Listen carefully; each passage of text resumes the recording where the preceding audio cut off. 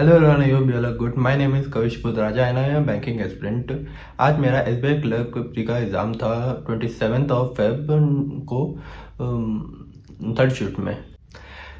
अगर मैं अपने बारे में बताऊं, लाइक मैंने बहुत टाइम से प्रॉपरली प्री की प्रिपरेशन करी नहीं थी। लास्ट कुछ दिन से मैंने बिल्कुल नहीं किया था। मैंने लास्ट मॉक भी 3-4 दिन पहले दिया था। तो अगर मैं उसके अकॉर्डिंग बताऊं तो पेपर लोग कह रहे हैं टफ, मॉडरेट कह रहे हैं, बट मेरे अकॉर्डिंग इजी टू मॉडरेट ही है। आधे से ज़्यादा चीज़ डुएबल थी वहाँ पे।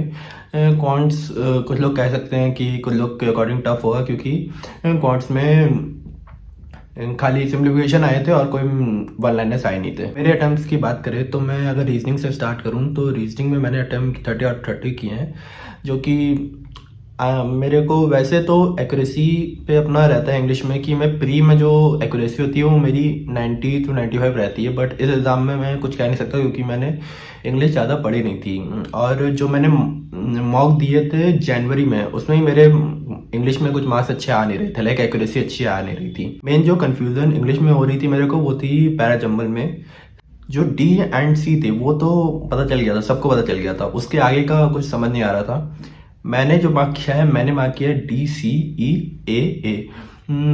अगर थर्ड वाला मेरा सही हुआ तो मेरा फोर्थ और फिफ्थ में तो कोई एक सही होगा। अगर मेरा थर्ड नहीं सही हुआ तो मेरे तीनों गलत हो जाएंगे, कुछ बीच का नहीं। तो यही है। और इंग्लिश में कुछ फिलर्स के क्वेश्चन थे, वो थोड़े ट्रिकी लग रहे थे। जैसे एक प्रपोजिशन वाला क्वेश्चन था, उसमें ऑन या एट में मेरे को कन्फ्यूज़न हो रहा था, बट मैंने ऑन मार्क किया था। और एक और था क्वेश्चन, मेरे को याद नहीं आ रहा, देखिए उसमें था ऑन देयर वे वाला कुछ था, वो शायद रिप्लेसमेंट वाला था कि आपका ग्रामर गलत था तो आपको रिप्लेस करना है, तो ये वाला क्वेश्चन था।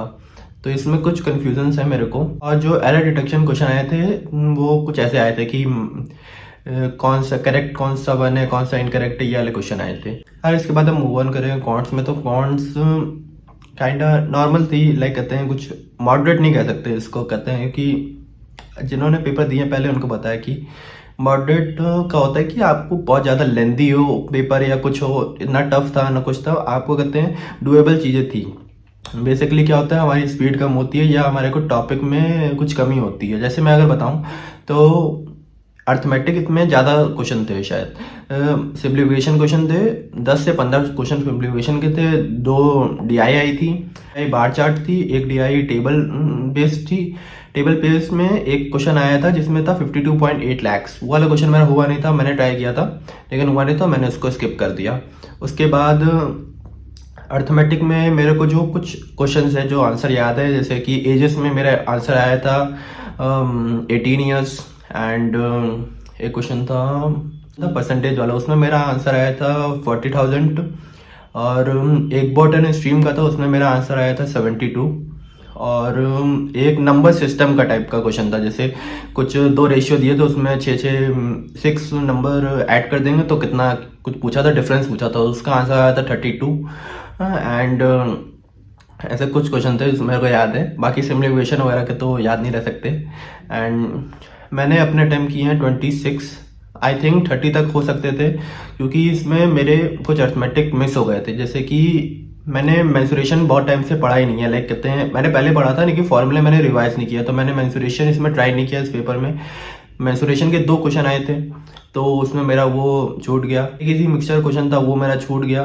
तो ऐसे आई थिंक हो सकता था, कहते हैं 28-29 हो सकते थे आराम से। और आता है रीजनिंग। रीजनिंग काफ़ी इजी थी, कुछ उसमें टफ चीज़ नहीं थी। मेरी एक पजल में मेरे को गलत कंडीशन पढ़ ली थी, फिर भी मेरे हो गए थे आराम से क्वेश्चन। अनसर्टेन वाले में अगर मैं बताऊं तो अनसर्टेन क्वेश्चन बना था 12 आया था मेरा आंसर। एंड अनसर्टेन वाले मेरा एक कंडीशन गलत ले ली थी, तो फिर भी मैंने उसको उसके बाद गलत कंडीशन के बाद मेरा एक आंसर मैच नहीं हो रहा था, तो मैंने फिर से पढ़ा, फिर मेरा हो गया था उसके बाद। और ब्लड रिलेशन की बात करें तो उसमें मेरे को जो आंसर याद है वो एक था mother in law, sister in law. ये सीक्वेंस वाइज नहीं है बट ये 3 आंसर आ रहे थे मेरे। एंड बैकवर्ड और फॉरवर्ड वाला क्वेश्चन का आंसर आया था मेरा 3। एकदम क्लर्क लेवल जैसे थी। मतलब कोई भी आपको आप 2 पॉसिबिलिटी लेके बनाइए और आपको तुरंत बन जाएगा। मैंने सारे क्वेश्चन 2 पॉसिबिलिटी में ही बनाए ज़्यादातर।